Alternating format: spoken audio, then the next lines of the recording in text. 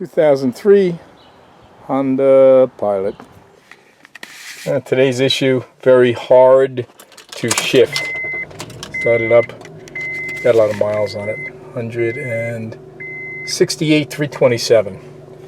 And as you can see, you got to put a lot of effort into it to shift.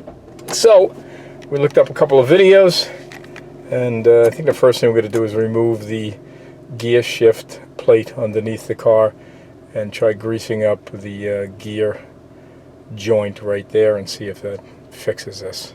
Just safety precautions. Always shock both rear wheels.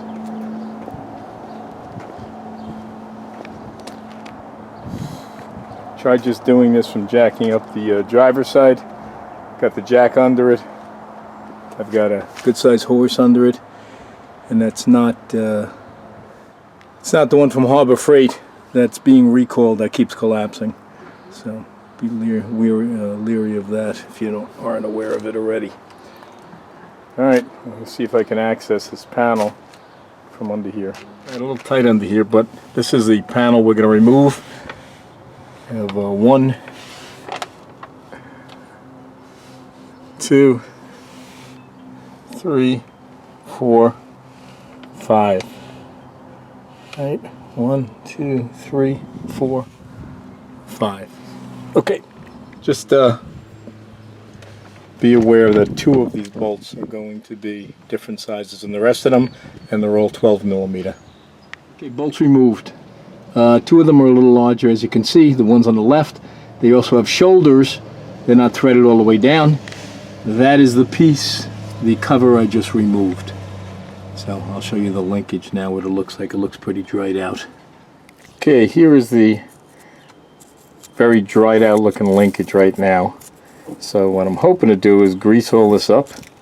Do a 3-in-1 or lithium grease or heavy gear grease, I'm not sure yet. And hopefully that loosens up the shifting the gear and solves our problem, we can hope.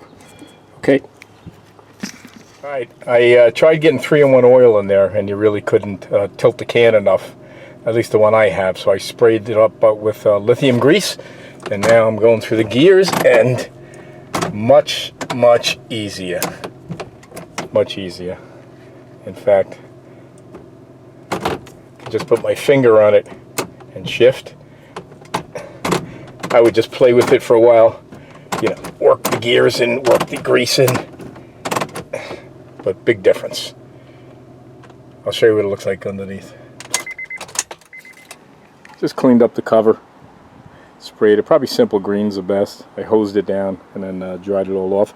But as you can see, where the shouldered bolts are going to go, that's one right there, and that's the other right there. So that's where your shouldered bolts are going to go. And on this side, that's where the threaded ones are going to go, all 3.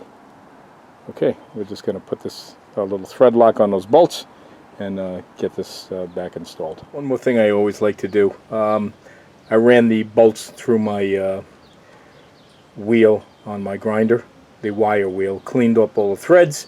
It just makes it easy going to reinstall them.